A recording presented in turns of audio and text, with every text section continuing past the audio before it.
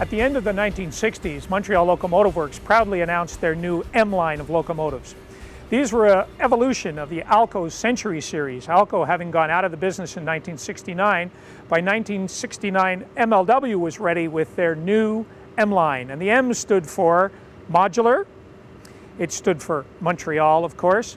It stood for low maintenance, which is debatable in the long run, but nonetheless, that was the pitch that was given. And I remember them proudly announcing this at the MLW plant on Dixon Street in Montreal, complete with brochures and slides to show of what they were going to do and what this would do for the railways.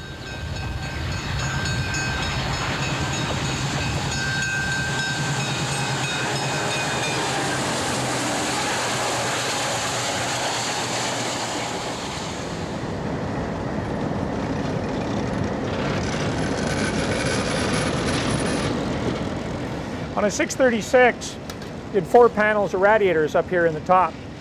And you can recognize that on some of the earlier photos of them because there are 4 spikes where the radiator shutters stopped when they opened. On a 630, there are only 3 panels of radiators, and the end of this radiator compartment here is beveled in toward the car body, indicating there are only 3 paths for the cooling air to take. Now the M-line suffered from a lot of cooling problems, some of which were quite simple and some of which were fairly complex. Up in here there's a cooling water expansion tank, and that cooling water expansion tank has a little sensor in the bottom that determines whether or not the unit has low water, and if it has low water it shuts the unit down.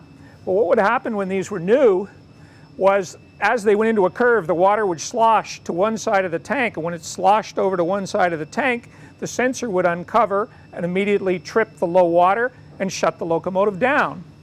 Well, CN's approach to that was to build a little depression in the bottom of the tank and to put the sensor in that little depression so that even when the water sloshed, the sensor remained covered. CPR's approach was different.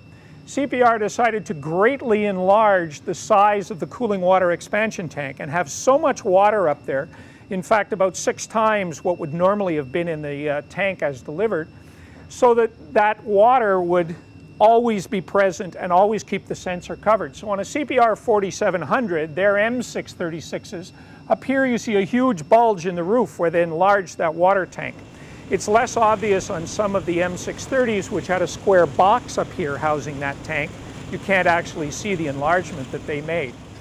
Now another problem that CN discovered was the units were pumping a froth of water and air through their cooling systems. And CN's solution to that was to put deaerators that would separate the air out of the water so that they were pumping water to the radiators and not air and water mixed as a foam. And that worked very well for CN. CPR did not do that modification.